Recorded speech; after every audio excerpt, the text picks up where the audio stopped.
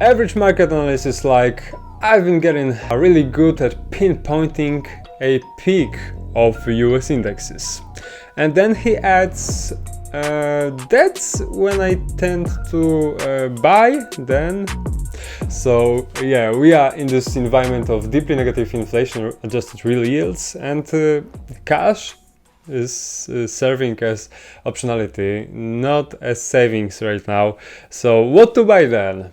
Welcome to another episode of Blockrevision, and we are talking about some investing topics and about the macroeconomy, and also tips of what to do during such times like this.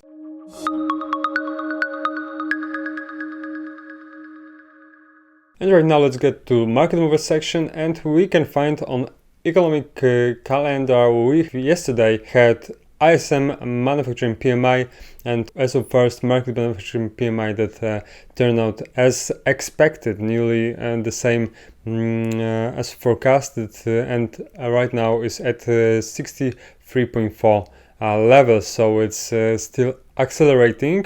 However, ISM manufacturing PMI has slowed down a bit and missed against expectations as of 60.4. So right now we can find that it looks like tight inventories continue to be a drag on growth, and also as we can conclude, we have just moved from this unsustainable boom that was registered during March to a sustainable, more sustainable move right now, and we are holding this 60-ish, 61, 60, nearly 62 levels. So moderation in supply deliveries and prices paid indicate some bottlenecks that are alleviating. So the lower as expected gauge might be good, however it still remains high enough to indicate that we have a problem with the supply side that is persisting. And on Tuesday we had RBA interest rate decision that remained as it was at the level of 0.1%, and despite some voices that RBNZ, so New Zealand's central bank, has signaled it may start raising interest rates as soon as this month due to signs of overheating of economy. RBA's Australian's government remains unmoved, and it's worth noting that those two economies, those two governments move in tandem in terms of such decisions. So we don't expect maybe RBNZ to take a serious move right now, but at the end of the month something may change, so it's worth to watch. And at the time of recording, markets are awaiting market manufacturing PMI, the data that I will comment tomorrow, so that might be one of the reasons of subscribing this channel. And as of first news of economy view, I would like to get to the Bloomberg and announced what headline says that the tide of US debt set to recede, and it means that many dealers see cuts to sales of notes and bonds from November. That's the chart of US government debt outstanding, and we can find that some members of the government claim that Treasury needs to implement cuts sooner rather than later, or it risks being overfunded. And JP Morgan has also introduced projection that for notes and bonds alone, net issuance will be about 1 trillion less next year versus 2021, and it means that where Fed will only buy 1/3 of a part of what was bought this year. So there are forecasts prepared from JP Morgan. But yeah, there are some preparation for the taper coming this fall, as Waller says. September taper call may be warranted.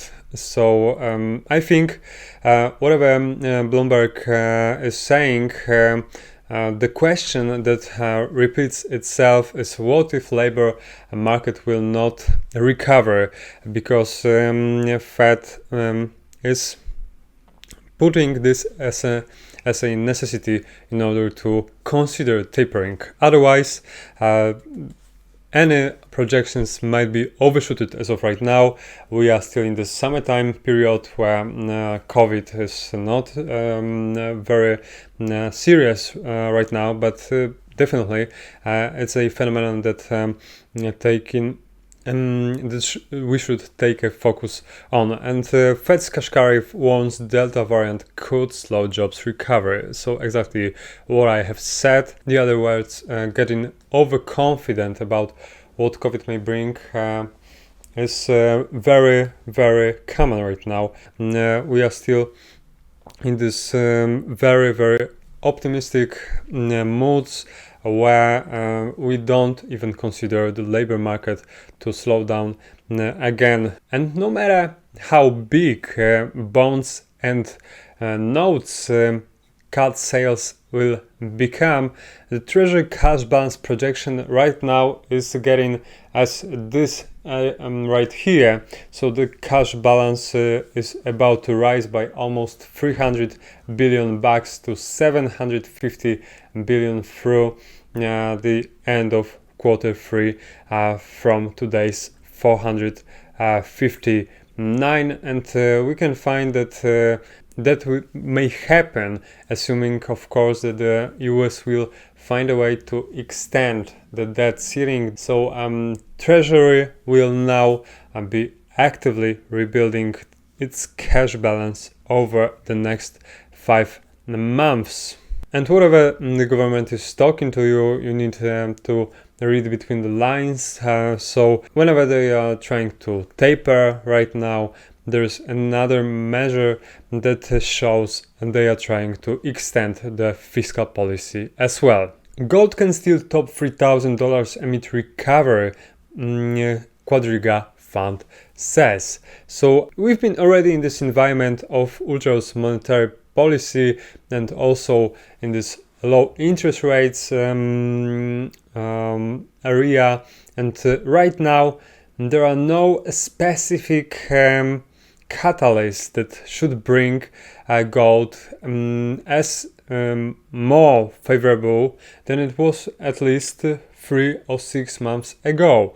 So I don't find this prediction as to be useful right now, and Bloomberg headlines in this time I would treat more like a better indicator of what to do in the opposite of what it says. So as a contradiction, I would use, and gold right now maybe still stay at the same level, and if the only post-pandemic recovery and Fed tapering will come, there is a risk that gold may lose its value a bit. So there are no specific right now factors that should bring gold higher. However, you should do your own research in order to take a decision on this metal. So if gold couldn't really take advantage of this favorable environment that it was few months ago, it may bring us some more negative outlook for this asset right now, as we are approaching the period of discussing scaling back, bond buying and other factors that may diminish its role in the economy. And we also have, as of third news for today, that Senate advances Biden's infrastructure bill, and we can find that the package includes about $550 50 billion in new spending on top of 450 that was previously approved. It also includes money for eliminating lead water pipes, building electric vehicle charging stations, and unfortunately, as most of the of such supports that was historically proven to be that the greater government control of the economy, the worse outcomes it would lead to, and this time probably will be no other. In order to create jobs, obviously the plan would have to be to overcome the number of jobs destroyed by the tax increase. And to sum up, the Congress would be better off using the proposal as a guide for what not to do rather than what to definitely do. And for the index outlook, let me show you such an amusing chart that is a chart of most shorted stocks versus S&P 500, and we can find that it's not much deviating from what is S&P 500 performance. So the idea that heavily shorted stocks are targets for price rises is quite funny, but this season is very different of what was in the past. And for every single heavily shorted stock, just bear in mind there might be a group of redditors that are just awaiting such opportunity to have a squeeze of this stock.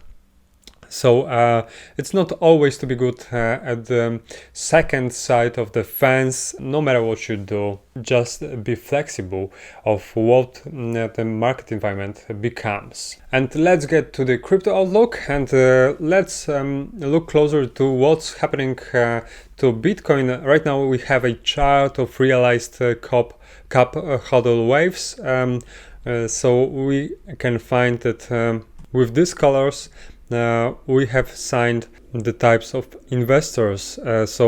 This purple area is indicated by the investors that are keeping bitcoins for throughout the time of over 10 years, and there are some other investors with an inclusion of those investors that are keeping bitcoins throughout the period of 3 months and 6 months. So this type of investors is probably on a loss right now. There's a percentage of those investors among time. So on horizontal line we can find as of recent time that brought us to this drop from 60k to 30k, and right now we have investors that are keeping their bitcoins throughout the period of 3 months at the highest level since 2019. So there is a striking resemblance between the time back then and right now. So that was the time where investors that have watched Bitcoin surge haven't joined the market, but was trying to accumulate during this dead cat bounces to no avail of taking a profitable trade. They decided to exit and were exiting during this the first half of 2018, and finally we've seen another drop, and right now we can find that the difference between where we were during January and where we are right now in terms of 3 months Bitcoin holders right now at the similar level of what it was back then.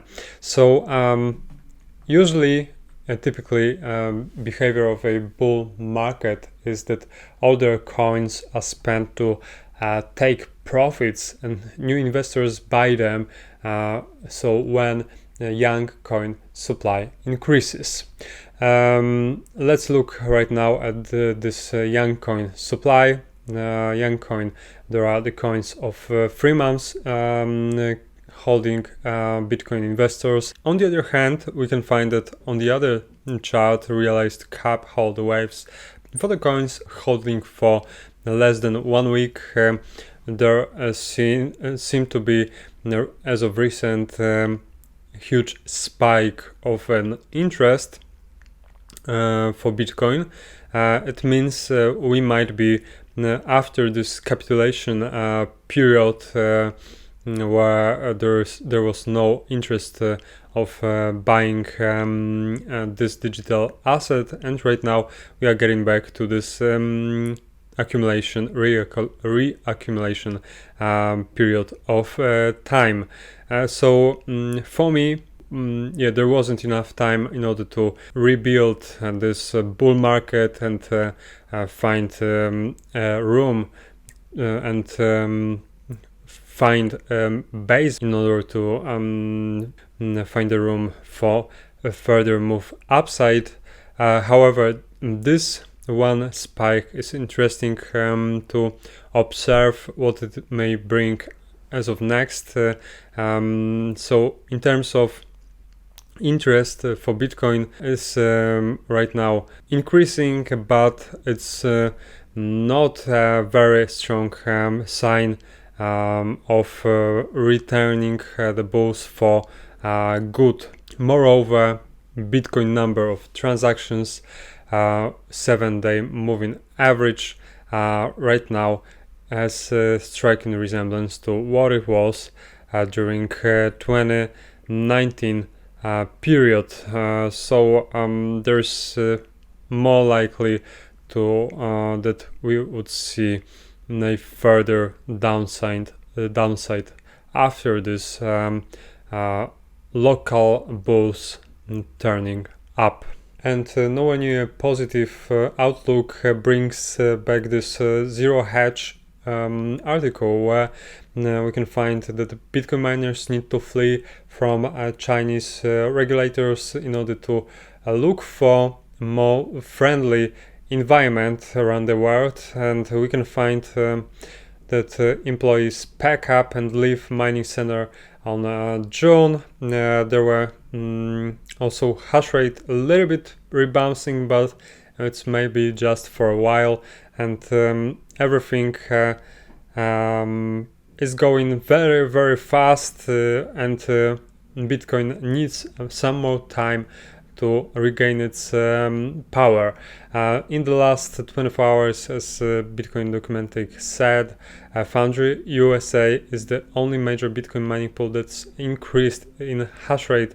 So there's not much positivity as of right now. All of these Bitcoin mining pools are decreasing in its power. So that's quite worrisome for the Bitcoin price. And the hero of today's trade idea section is Snowflake. Snowflake is this cloud data company that has had its IPO just before this bull market has started during September 2020. So it has been pumped abnormously during this December rally. Right now we are breaking out through this long lasting and couple times tested support and afterwards resistance. So right now this green candle on the high volume indicates there is a possibility of getting to $300 as a psychological level that should be attached right now after this nearly 5 months of consolidation. We can find also in terms of technicals that we have formed something as of inverted head and shoulders. So let me just draw it like this. So we had a shoulder, a head, another shoulder, and second had. So it brings us even to the possibility of getting to the level of as an extension of this pattern to over 325 bucks in terms of a few weeks. Right now we have, as we have shown, there is a strong candle that may be sold off during next couple of hours. So for such breakouts, quite good is Fibonacci extension to make an entrance level where I would find the 0.61 as a best target right now to enter. 0.61 is 276 bucks where we should get during this retracement. I would try to find the support over around this area of 275 and 278. So there might be a little pullback that should bring us to these levels. And as of fundamental data, we can find that financial strength of this company is at the high level, where cash to debt, equity to asset, and debt to equity are at high level versus industry. However, profitability rank is still about to need to keep up with other companies that are bigger than this one.